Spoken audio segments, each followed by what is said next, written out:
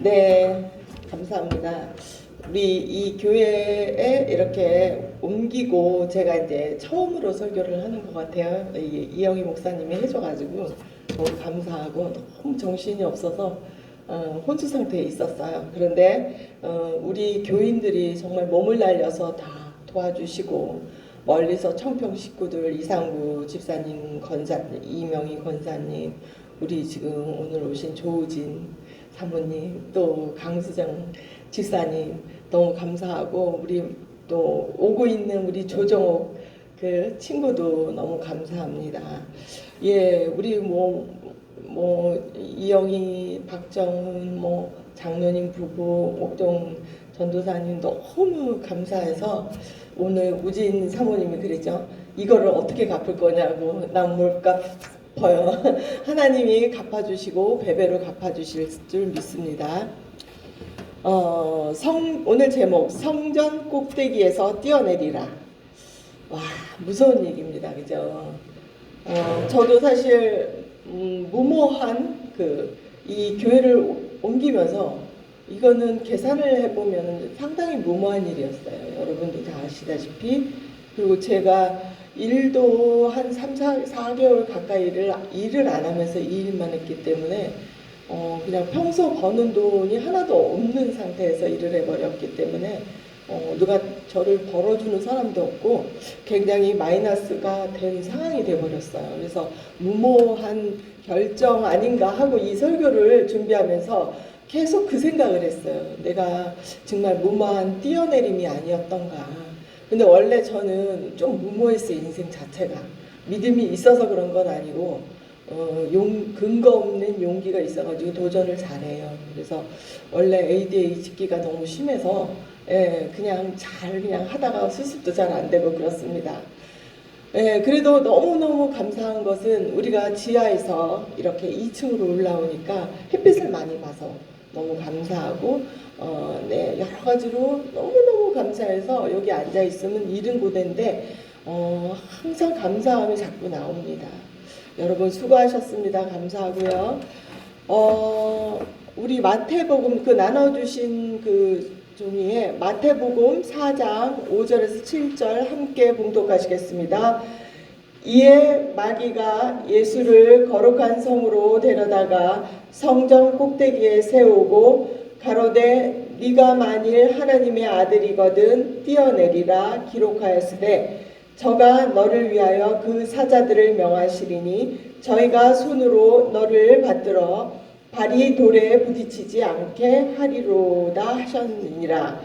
예수께서 이르시되 또 기록되었으되 주 너희 하나님을 시험치 말라 하였느니라 하신대. 예수께서 성령 충만 후 세례를 받으시고 성령에 이끌려서 마귀에게 돌로 떡을 만들라는 첫 번째 시험에 이어 저번번에 이제 설교했었죠. 오늘은 두 번째 시험 성전 꼭대기에서 뛰어내리라는 유혹을 합니다. 이 같은 내용이 누가복음 4장에서도 나오는데 여기서는 세 번째 시험으로 나옵니다. 그러니 두 번째냐 세 번째냐 이야기할 필요는 없지만 오늘은 일단 두 번째로 그냥 명명하겠습니다. 두 곳에서 근데 이제 중요한 의미의 구절이 있습니다. 하나님의 아들이거든 이게 조건부가 붙어 있어요. 나머지 세 번째 시험 절하라는 시험에는 이 내용이 없어요. 네가 만일 하나님의 아들이거든 명하여 이 돌들이 떡덩이가 되게 하라. 내가 만일 하나님의 아들이거든 성전 꼭대기 여기서 뛰어내리라. 네, 사단의 요구입니다. 성령이 아주 충만하고 사역을 막 시작하기 전에 우리에게 오는 시험입니다. 세례를 받으셨잖아요. 사탄이 하나님의 아들이거든 왜 이 말을 했을까요? 그 이유는 요단강에서 예수님이 세례 받으시고 올라오실 때 하늘에서 다 아시잖아요. 너는 내 사랑하는 아들이라 내가 너를 기뻐하노라 이런 소리가 났었잖아요. 그러니까 하나님이 하나님의 아들이라고 그랬거든요. 사단이 참 질투났을 거예요. 그죠? 여러분 은혜가 있으신가요? 그리고 하나님의 아들이십니까? 하나님의 자녀 되십니까? 성령이 충만할 때 하나님은 우리를 사랑하셔서 은혜를 받는 우리를 사랑하시고 기뻐하십니다. 하나님의 사랑과 기뻐하심은 정말 변함이 없어요. 우리가 못났던 잘났던 성령 충만할 때 우리는 하나님을 사랑하는 자입니다. 하나님이 인정하신 거예요. 그러나 짜잔, 그 사탄은 심술궂게 우리 자신도 알지 못하는 은밀한 욕망을 추켜 세워서 하나님에게 떨어지도록 유혹하는 역할을 합니다. 왜? 사탄의 탐욕의 아들들이 하나님의 아들들로 다시 돌아가 버리잖아요. 그러면 극적으로 자신의 몰락을 가져오기 때문입니다. 예수께서 그랬잖아요. 사단이 하늘에서 번개같이 떨어지는 것을 보았노라고 이렇게 말씀하신 적이 있거든요. 그러니까 예수님이 무서운 겁니다. 그래서 예수님이 십자가에 달리셨을 때 이 사탄의 졸개들의 반응을 함께 같이 읽어보겠습니다. 마태복음 27장에서 39절에서 44절까지입니다. 39절 시작. 지나가는 자들은 자기 머리를 흔들며 예수를 모욕하며 가로되 성전을 헐고 사흘에 짓는 자여, 네가 만일 하나님의 아들이여든 자기를 구원하고 십자가에서 내려오라 하며, 그와 같이 대제사장 등도 서기관들과 장로들과 함께 희롱하여 가로되 저가 남은 구원하였으되 자기는 구원할 수 없도다. 저가 이스라엘의 왕이로다. 십자가에서 내려올지다. 그러면 우리가 믿겠노라. 저가 하나님을 신뢰하니 하나님이 저를 기뻐하시면 이제 구원하실지라. 제 말이 나는 하나님의 아들이라 하였도다 하며 함께 십자가에 못 박힌 강도들도 이와 같이 욕하고 있더라. 여기서 누구죠? 지나가는 자들이 모욕했고, 그렇죠? 그 다음에 대제사장, 종교 기득권들이잖아요, 그죠? 그리고 아무런 상관없는 그 죄지은 강도들조차도 가난한 자들을 이 구원하겠다고 오신 예수님을 모욕하고 희롱하며 욕을 했습니다. 사탄의 몰락은 이 모욕하고 희롱하고 욕한 사탄의 아들이잖아요. 이들은 결국 졸개들의 몰락이기도 한 거예요. 집단 몰락입니다. 이렇듯 사탄은 그의 종속된 인간들과 함께 사역을 합니다. 절대 사탄 혼자 한다고 아시면 안 됩니다. 사람으로 변장하여서 사탄의 하수들이 있어요. 그래서 오늘 사탄의 유혹의 전략을 한번 분석해 봤어요. 진짜냐? 네가 하나님의 아들이라고? 네가 개맛을 알아? 그래가지고 이렇게 첫째 시험에서 네가 하나님의 아들인 것을 증명하려면 우리가 그랬잖아요. 저번에 줄인 후 예수님이 줄였잖아요. 강야에서 먹지 못했을 때 그 먹고자 하는 우리의 욕구를 자극시키죠. 그래서 먹을 수 없는 것을 돌이잖아요. 먹게 만들어라 하는 내용이 있었고, 그게 뭐 육의 양식이든 뭐 꼭 육의 양식만 말하는 건 아니에요. 본질적으로는 영의 양식이죠. 목사님들 조심해야 됩니다. 그래서 못 먹는 것을 먹게 하여서 많은 성도를, 영혼들을 타락해 합니다. 그래서 영의 양식도 마찬가지고요. 그래서 오늘 두 번째 시험에서는 하나님의 아들임의 능력과 신앙을 증명하라는 사탄의 요구로 더 심층적으로 올라갑니다. 사실 초신자에게 막 모르고 믿으신 분들은 상관없을 수도 있어요.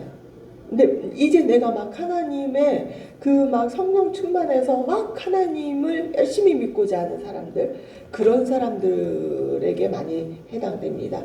그리고 내가 하나님의 사역을 하려고 하는 사람들, 그렇습니다. 그런데 그것도 성경 시편 부분 구절을 인용하여서 유혹합니다. 과연 그 성경대로 그럴까요? 이 성경은 그 내용을 이제 거기에 다 써놨어요. 그걸 집에 가서 이따 읽어보시고 오늘 보면서 거기에는 뭐냐면 대충 보면 얘가 그랬잖아요. 어디죠? 저희가 그 손으로 너를 붙들어서 발이 돌에 붙이지 않게 한다. 사자들이, 명하고 천사들이 그런 얘기였어요. 예수님에게 너가 떨어져라. 천사들이 널 건져줄 거다. 이런 건데 실제로 이 시편의 내용 원래는 지존자의 은밀한 곳에 거하는 전능하신 자의 그늘 아래 거하는 자를 말해요. 그래서 내가 여호와를 가리켜 나의 피난처여 나의 요새여 나의 의뢰하는 하나님이다.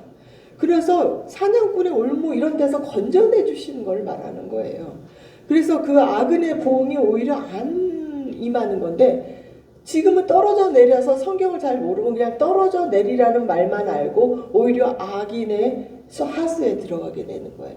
그래서 9절에 보면 내가 말하기를 여호와는 나의 피난처라 하고 지존자로 거처로 삼았다 이거야. 화가 10절 화가 너에게 미치지 못하고 재앙이 네 장막에 가까이 오지 못하기리니 저가 너를 위하여 그 사자들을 명하사 네 모든 길에 너를 지켜주신다는 거예요. 저희가 그 손으로 너를 붙들어 발이 돌에 부딪히지 않게 하리로다. 네가 사자와 독사를 밟으며 젊은 사자와 뱀을 발로 누리리라. 하나님이 가라사대 저가 나를 사랑한즉 내가 저를 건지리라. 저가 내 이름을 안즉 내가 저를 높이리라.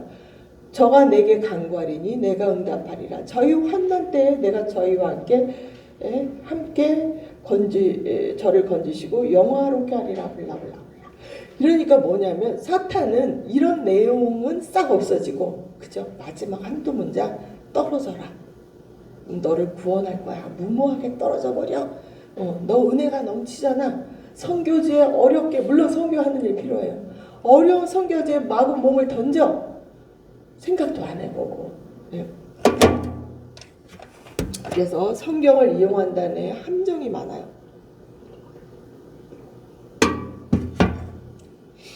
하나님의 아들이 된다는 것의 의미는 어떤 의미를 포함하는 것일까요? 하나님처럼 우리가 능력과 위대성과 믿음이 있다는 걸까요? 우리가 교회 다니면서 난 정말 대단한 어떤 믿음이 있다고 생각하게 스스로 생각해요. 좀 열심히 다니고 뭐 봉사를 하고 그렇죠? 그래서 하나님의 아들이라는 그 대목에 대해서 너무 쉽게 생각합니다. 우리가 성령 받아서 믿음의 열정이 있을지라도 우리에게는 옛사람의 잠재가 그대로 살아있어요. 그렇죠?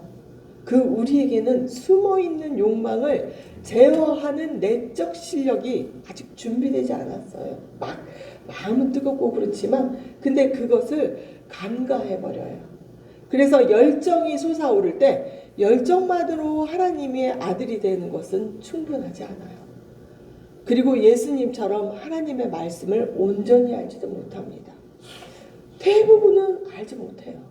그저 그냥 마음의 감정이 하나님의 은혜로서 그렇게 뜨겁고 그렇습니다.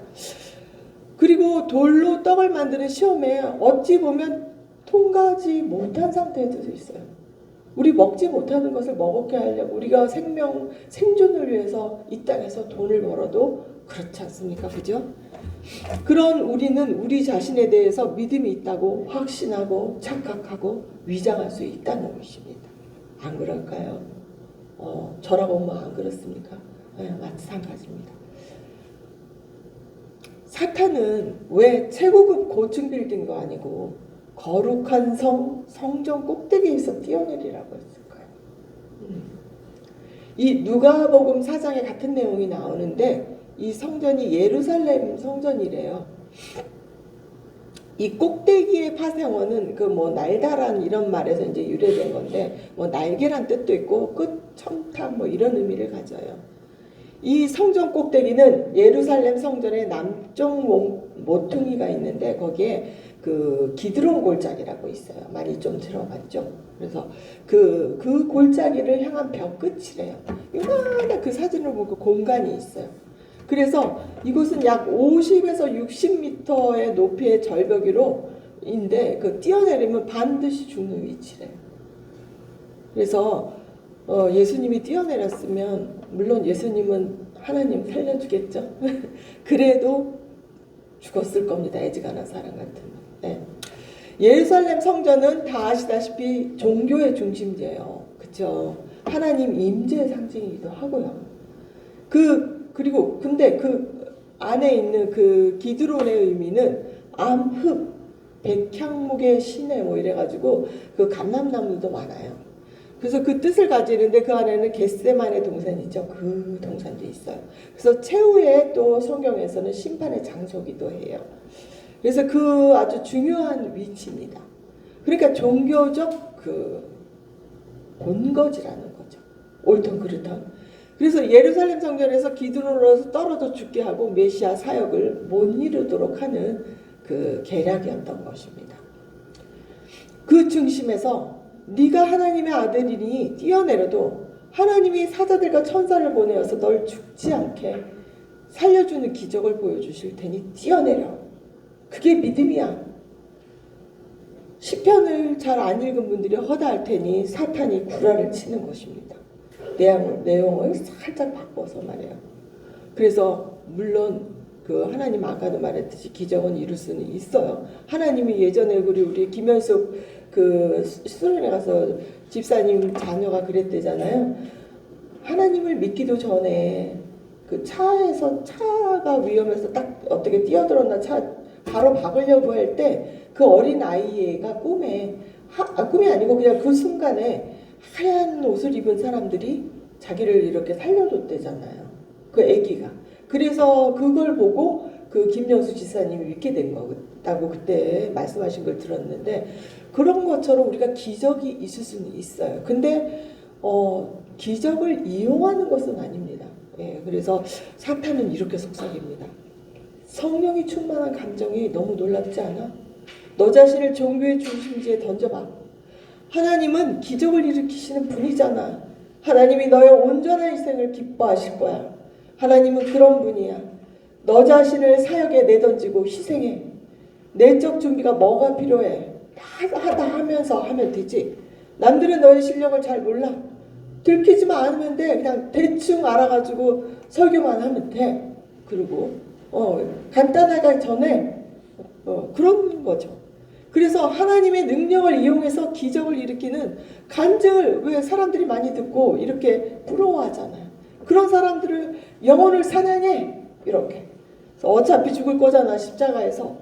얼마든지 합류할 수 있습니다. 언제까지 기다려야 해? 장엄쇼를 해봐. 하나님의 기적을 과시하고 증명할게. 우리는 이 하나님을 경배하는 자리에서 자신을 은근히 높이고 하나님을 실험의 대상으로 삼으라는 것입니다. 네, 우리들이 이걸 이겨야 되는데 이게 쉬운 건 아니에요, 결코. 그래서 예수님의 대답은 단지 뭐랬죠? 주인 너희 하나님을 시험하지 말라. 신명기 16장 16절 말씀으로 이기셨어요. 말씀은 말씀으로 이겨야 됩니다. 네, 그래서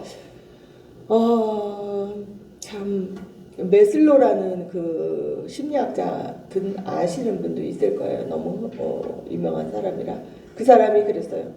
우리 인간에게 생리적 먹고 싸고 뭐 잠자고 뭐 이런 본능적인 욕구가 해결되면 가정이나 사회 등 집단에 소속되어서 뭐 연인이든 그래서 사랑받고 싶은 애정 욕구하고 존중받고 싶은 욕구가 있다고 그랬죠.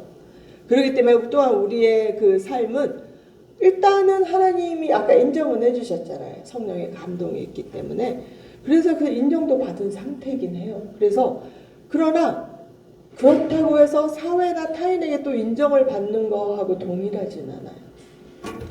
오히려 하나님의 방법대로 사는 것과 십자가의 도회는 사람들에게는 오히려 일반 사람들에게는 미련하게 보이잖아요. 성경에서 말씀하셨고 한심해요. 어떻게 보면 야, 돈 벌어야지 그 시간에 교회 가냐 뭐 할 일이 있다고 뭐 할 말이 너무 많죠. 남한테 퍼주면 니 언제 먹을래 뭐 많아요. 그러니까 사람에게 세상 사람에게 인정을 받지 못하는 결핍이 있습니다. 네. 그리고 또한 대부분은 말로는 하나님께 예배한다고 해요. 그냥 자기 감정을 자기가 잘 몰라요. 그래서 타자에게 관심받고 인정받는 것이 목표가 되는 것이 실제적 현상이에요. 인정욕구가 인간의 본능입니다. 이거를 뭐 버릴 수도 없어, 떼버릴 수도 없어요.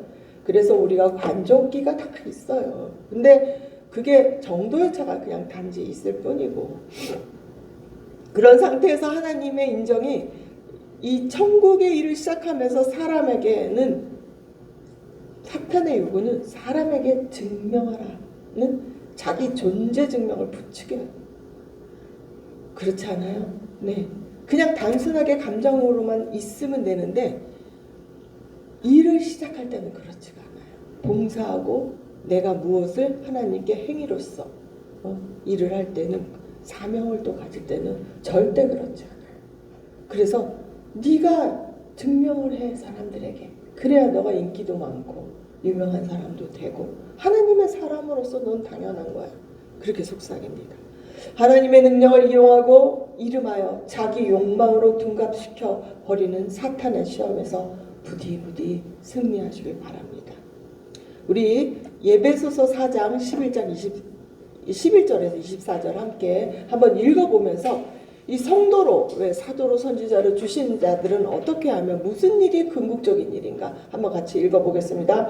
11절 그가 혹은 사도로 혹은 선지자로 혹은 복음 전하는 자로 혹은 목사와 교사로 주셨으니 이는 성도를 온전케 하며 봉사의 일을 하며 그리스도의 몸을 세우려 하심이라.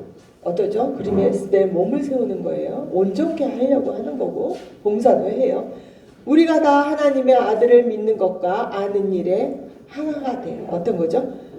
누구죠? 본질 하나님의 아들을 믿는 것과 아는 일에 하나가 되어서 온전한 사람을 이루어 그리스도의 장성한 분량이 충만한 때까지 이르는 거예요. 그런데 이런 거는 온내가 되고 일만 있는 거예요. 막 감정이 막 솟구칠 때 이는 우리가 이제부터 어린아이가 되지 아니하며 사람의 괴술과 간사한 유혹에 빠져 모든 교훈의 풍조에 밀려 요동치 않게 하려 합니다. 왜? 아까처럼 사단이 요동을 하게 하거든요. 이 세상 방법으로써 이겁니다. 오직 사랑 안에서 참된 것을 하여 범사에게 그에게까지 자라라. 예수님에까지 자라는 거예요. 그는 머리니 곧 그리스도라. 진리가 예수 안에 있는 것 같이 너희가 과연 그에게서 듣고 또한 그 안에서 가르침을 받았을진데 너희는 유혹의 욕심을 따라 썩어져가는 구습을 쫓는 옛사람을 벗어버리고 오직 어떻게 해요? 심령으로 새롭게 되어 하나님을 따라 의와 진리의 거룩함으로 지으심을 받은 새 사람을 입으라. 거듭나는 거죠. 그죠? 어려운 겁니다. 이래서 신앙생활이 어려워요. 너무 어려워. 그래서 하나하나만 하자고요. 그래서 성령 충만이라는 것은 날마다 그리스도와 동행하고 그의 성품으로 되어져 가는 것입니다. 그때 언젠가 설교했었죠. To do, to be. 내가 그것을 하는 게 아니고 내가 되어지는 거라. 신앙은 내가 무엇을 하는 건 줄 알아요. 그게 아닙니다. 절대. 하는 거는 나중에 다 하게 돼 있어요. 마음이 감동이 나면. 근데 내가 자꾸 되어지는 거는 잊어버리고 하는 거로만 다 충만해. 하나님의 형상과 진리 안에서 내가 닮아져가는 것이고 그것이 믿음인 거예요. 그러한 거듭난 삶으로 하나님을 경외하는 태도와 자세가 겸손할 수가 밖에 없죠. 인간을 향해서도 마찬가지고 내가 무엇을 하는 것이 행위가 앞서면 자기와 자기 존재 증명으로 바뀌게 됩니다. 그래서 위선이 생겨요. 그럴 수밖에 없죠. 그래서 사탄이 하나님에 대한 관심에서 세상의 사람들에 대한 관심으로 바뀌게 해버립니다. 그래서 나중에 탈진이 오는 거예요. 속에 내적 그게 없으니까. 근육도 없고. 저는 청소년 사역으로 유명하신 목사님들 너무 많이 왔어요. 워낙 이제 많은 것을 거치고 알아오다 보니까. 그런데 그 청소년 사역할 때 얼마나 그 위험성이 있냐면은 우리가 학생 때는 믿음으로 기본을 닦아야 되는 때도 있지만 이미 가정에서 그게 이루어져야 되는데 가정도 그러질 않고 교회만 맡기죠. 그리고 막 학원 많이 보내고 막 그러니까 이제 그럴 수밖에 없는 한계도 있어요. 그러나 그때는 친구들도 사귀고 가정생활을 영위하고 학업에도 그냥 열중하고 또한 그 감정이 불완전한 감정의 시대잖아요. 이러고 다니잖아요. 보지도 않고. 그죠? 그 김정은도 무서워한다는 애들인데. 그런데 그래서 걔네들이 고민하고 방황하는 그런 시간들이 있습니다. 근데 그런 애들을 그냥 말 안 듣는다고 엄마들은 그냥 수련회 집어넣고 모아서 열린 예배하고 이렇게 해서 막 음악으로 감성을 일으키고 감정을 자극하고 막 눈물을 흘리게 해요. 그럼 아이들이 순수하니까 엄청나게 그 막 순간 감정이 일어요. 그런데 그럴 때 뭐라 그러는지 알아요? 다 일어나십시오. 그리고 막 하나님께 헌신을 가. 어디 선교할 거냐, 뭐 할 거냐, 뭐가 될 거냐, 빨리 여기서 지금 서원하고 결단을. 대부분은 그러는 거 봐. 유명 목사님들이 그래요. 난 그런 거 보면은 너무 무서워요. 속도 상하고 많이 마음이 아파요. 왜 그럴까요? 자기가 청소년 사역자니까 자기 사역에 부역하는 졸개들로 만들고 지가 자랑하고 싶어서. 대부분은 그래요. 그래서 많이 애들을 뭐 끌어올리는 수도 있죠. 그러나 그게 족쇄가 됩니다, 평생에. 한 개 한 개 일이 중요한 게 아니에요. 청소년이 무엇이 고민이고, 청소년 아이들이 부모와 세상에서 내가 어떤 위치고, 아이들의 고민이 뭐며, 아이들이 무엇 때문에 방황을 하고, 아이들이 원하는 게 뭔가 틀어주고 그냥 놀아주는 놀이터만 만들면 되지. 그리고 하나님하고 가까이 하면서 간혹 어쩌다 성경 말씀 한두 마디만 해도 됩니다. 그런 애들을 일부터 강요하고 서원하게 하면, 한번 서원하면 그거 안 됩니다. 구약에서 이미 서원을 함부로 하지 말라 그랬어. 하나님과의 약속의 말이기 때문에. 신앙이라는 것은 믿음이 생기고 나서 오랜 인내와 성숙의 시간을 거치고, 진짜 그렇습니다. 제가 이거 성경 공부 30몇 살에 10몇 년을 하고도 지금까지도 바뀔 게 많아요. 내 자신이. 하나님 앞에 내 어둠이 드러나고, 그리고 또 수정해야 되고 할 게 너무 많고, 성경은 그대로지만 나는 변합니다. 그리고 계속 그 과정을 거쳐오고 있고요. 네. 그리고 내가 모르는 내가 너무 많아요. 그래서 하나님의 이 그 복음을 전하게 되는데도 설익은 감을 그냥 행위부터, 사역부터 하게 조정하는 사탄적 사역을 저는 결코 반대합니다. 준비도 되기 전에 뛰어내리는 것과 무엇이 다릅니까? 사역과 사명은 하나님이 때가 이르면 다 주십니다. 집회 때 은혜 좀 받으신 분들 함부로 소원하는 것에 매어 평생에 제가 제 아는 목사님들, 제 의식에 사는 분들 너무 많아요. 내가 그때 했는데 나는 그때만큼 열정은 없고 그거는 언젠가는 이루어야 되는데, 이런 분들 너무 많아요. 그 신학교 처음 들어오면 그런 분들 반이에요. 그리고 처음에는 또 나머지는 그냥 공부 좀 해보려고 입학했어요. 엄청 순수해요. 그러다가 하던 분들이 목사지만 딱 봤잖아요. 뭐가 된 것처럼 갑자기 분위기 이상해집니다. 막 그냥 목이 힘들어하고 슬쩍슬쩍 보이지 않게. 그리고 일이 중요합니다, 그 사람들은. 그래서 물론 자리가 사람을 만들기도 해요. 자리 때문에 저도 목양이라는 걸 알게 됐어요. 저 목양 스타일이 아니거든요. 그래가지고 하나님 당신의 양을 치겠습니다 하고는 말은 해놓고, 내가 인간 만드시더라고. 참고 인내하고 사랑하고 눈에 다 보여도 그냥 덮어두고 매일 그러려고 하면 저도 직원 완전히 잘하거든요. 그냥 아무 말이나 원래 좀 하는 스타일이에요. 저 남의 그 눈치를 잘 없어요. 그래가지고 하는데도 저를 인간을 만들기도 해요. 자리가 목사라는 작업이. 그러나 그 능력과 그 내면까지 뒷받침하진 않아요. 성경적 지식도 필요합니다.